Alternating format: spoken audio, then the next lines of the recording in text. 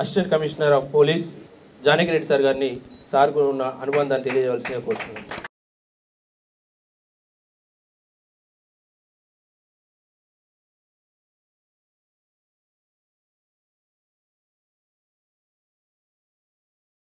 మా అన్న చంద్రనాయక్ గారు యూనివర్సిటీ ప్రొఫెసర్గా రిటైర్ అవుతున్నందుకు ఒకంత ఆనందంగా ఒకంత బాధగా ఉంది. ఎందుకోసం అంటే ఈ హాల్లో ఉన్న అందరిలో కూడా ఎక్కువ సార్లు అంటే దాదాపు 50 సంవత్సరాల నుంచి ప్రతిరోజు తలుసుకునే వ్యక్తి మా ఊరు.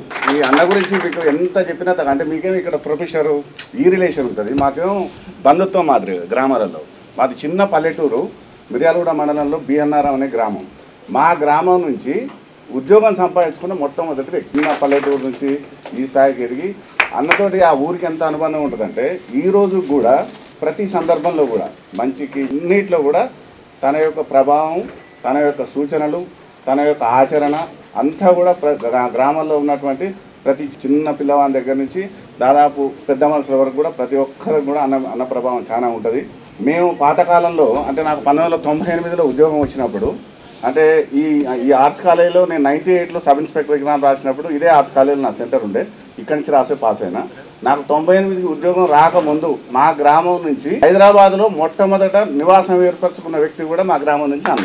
ఎవరం హైదరాబాద్ వచ్చినా అన్న ఇంట్లో అన్నం తినకుండా పోయిన మనిషి లేడు. అలా ఈ గ్రామంలో ఈ చివరి నుంచి ఆ చివరి వరకు ఒక్కొక్క ఇల్లు లెక్క పెట్టుకుంటే ఒక హాస్పిటల్ అప్పుడు పాతక 90sలో అందరికి ఇక్కడ వచ్చి హాస్పిటల్లో ఉండి మన హోటల్లో ఉండి ఇక్కడ ఉండేంత పరిస్థితులు ఎవరికి లేకుండా ఉండే.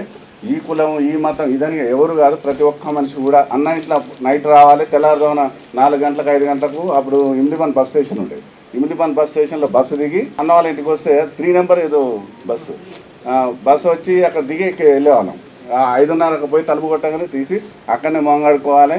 పొద్దున్నే మంచిగా టిఫిన్ పెట్టకపోతున్నాయి, మాకు అన్నమే పెడుతున్నాయి. మంచిగా అన్నం ఇంత అన్నం కూరలు 2-3 కూరలు పెడితే అంత ప్రశాంతంగా ఉండి ఆ పనంతా అందరికి చేసి పెట్టి పంపిస్తుంది. అంత మా గ్రామంతో అంత అనుబంధం ఉంది అన్నకు. నాకు యాక్చువల్గా మూసి సోషియో ఎకనామిక్ సర్వే జరుగుతుంది. అన్న ఫోన్ చేయగా నాన్న 10 నిమిషాలు వస్తున్నా మీ దగ్గరికి అని చెప్పి ఇక్కడ రావడం జరిగింది. నన్ను ఇక్కడ ఆప్యాయతకు పిలిచినందుకు అన్నకు మరొకసారి కృతజ్ఞతలు తెలియజేస్తున్నా. మా స్వార్థం ఏంటంటే అన్న మా ఊరు రావాలి, ఇక్కడ ఉండొద్దు. హైదరాబాద్లో ఎక్కువైపోయింది, 30 ఏళ్ళు ఉన్నారు.